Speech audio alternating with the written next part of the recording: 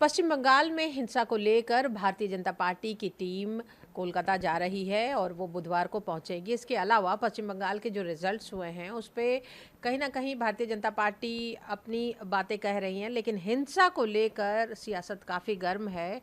हमारे साथ भारतीय जनता पार्टी के राष्ट्रीय महासचिव दुष्यंत गौतम जी हैं। दुष्यंत जी, पश्चिम बंगाल में जो पंचायत चुनाव में हिंसा हुई, आगे लोकसभा भी चुनाव है, कैसे भारतीय जनता पार्टी मैनेज करेगी, बाकी पार्टियां कैसे मैनेज करेगी? किसी ने आवाज़ नहीं उठाई। देखिए, बड़ा दुर्भाग्यपूर्ण है जिस प्रकार से वेस्ट बंगाल के अंदर दिन दिहाड़े कार्यकर्ताओं को मारा जा रहा है, चुन चुन के मारा है यार। ये बीजेपी का है, ये कांग्रेस का है, ये उसका है।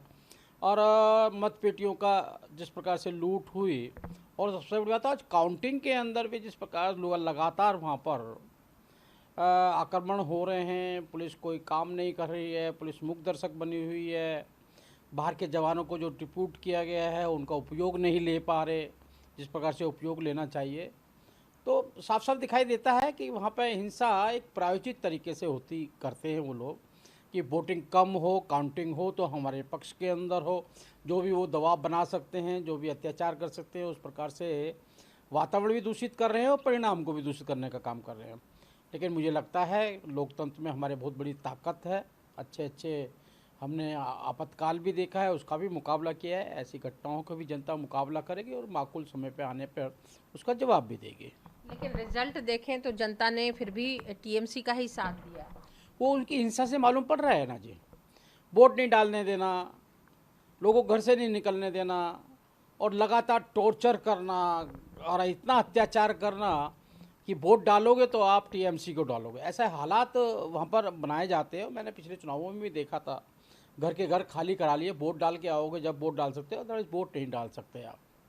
घर से निकलने पर उस पर कंडीशन होती है कि वोट आप टीएमसी को डालोगे। तो वो अत्याचार साफ साफ दिखाई दे रहा है। और मुझे लगता है कि इसमें जो पुलिस ने टीएमसी के एज ए कार्यकर्ता के रूप में काम किया है, क्योंकि पुलिस का बहुत बड़ा रोल होता है कॉलोनियों के अंदर, बस्तियों के अंदर, वहाँ पे दबाव बनाने के अंदर होता है। उसका पूरा प्रयोग किया गया है, वो प्रयोग दिखाई दे रहा है। और मुझे लगता है कि इसके लिए जनता आगे जवाब देगी, और समय आएगा जब लोकसभा का समय आएगा तो सेंटर फोर्सेस भी लगेंगी और उसका मुकाबला करेगा जाएगा। तो अतिरिक्त बलों की जो बात हुई थी, तो क्या लगता है कि हमेशा से ऐसे ही चुनाव कराए जाने होंगे आगे आने वाले दिनों में भी? ये विचार करना चाहिए, वहाँ की जनता को भी विचार करना चाहिए क्या कारण है। इनसे बड़ी की जनसंख्या का ये उत्तर प्रदेश है, उससे बड़ी ज़्यादा लोकसभा है, उससे ज़्यादा विधानसभा है। वहाँ पर कोई भी घटना ऐसी नहीं घटती है, शांति प्रिय ढंग से इलेक्शन होता है। और वहाँ पर ही ऐसा क्यों होता है? उसका कारण है, कारण ये है कि वहाँ की सरकार कहीं ना कहीं संविधान को, लोकतंत्र को नहीं मानती है और वो इस तरीके से करती है। मुझे लगता है कि ये सब घटनाओं को देखकर आगे भी उसका ध्यान रखा जाएगा। और आज गवर्नर साहब भी गए हैं वहाँ पर, उन्होंने अपनी रिपोर्ट भी दी है, और उसके बाद में सारा जो भी बनेगा उसे विचार किया जाएगा। मोहब्बत की दुकान की बात कर रहे हैं राहुल गांधी बार बार। मणिपुर पर भी विपक्ष ने आरोप लगाए, सवाल जवाब किया गया सरकार से, लेकिन बाकी कोई विपक्षी पार्टियां इस पर आवाज़ नहीं उठा रही। ये बहुत दुख की बात है। मोहब्बत की दुकान कहते हैं और उनके 6 कार्यकर्ता आज वेस्ट बंगाल में मारे जाते हैं।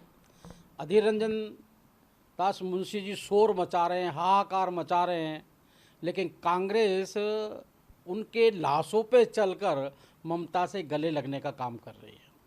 आखिर कौन सी मजबूरी है यहाँ पर? क्या मोहब्बत की दुकान नहीं खुलनी चाहिए? क्या यहाँ पर मोहब्बत नहीं दिखाई देनी चाहिए? क्या अपने कार्यकर्ताओं को मरवा कर कौन सी मोहब्बत है जिसका ये परिणाम देना चाहते हैं? साफ से दिखाया बात है कि वो सब दिखावा है, नाटक है। और वो अनेकों अनेक राज्यों में आप देखिएगा ना, क्या राजस्थान में मोहब्बत की दुकान नहीं दिखाई देती क्या इनको? जहाँ इनकी सरकार है, चलिए छत्तीसगढ़ में नहीं दिखाई देती इनको मोहब्बत की दुकान। कौन सी मोहब्बत की दुकान है? जिसे 84 के दंगे कराए वो मोहब्बत की दुकान है, जिसे आपातकाल लगाया वो मोहब्बत की दुकान है। एक नाटक और ड्रामे के अलावा कुछ नहीं है। ये खाली मौत पे के सौदागर हैं और मौत पे राजनीति करने वाले हैं। और आज अपने 6 कार्यकर्ताओं की मौत पर और अधीर रंजन को रोते हुए देखकर ये अपनी जो दुकान अलग चला रहे हैं, परिवारवाद की, भ्रष्टाचार की दुकान चला रहे हैं, वही उनका लक्ष्य है। पड़ोसी राज्य असम ने भाजपा के कई कार्यकर्ताओं को और भी जो हिंसा से प्रभावित थे उन कार्यकर्ताओं को शरण दी है।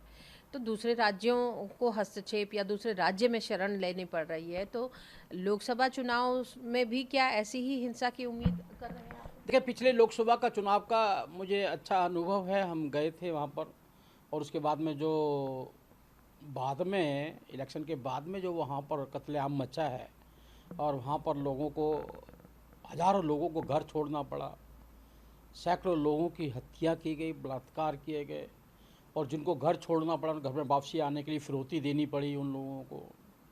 और ऐसा उनका एक फैशन सा बन गया है, नियम सा बन गया है।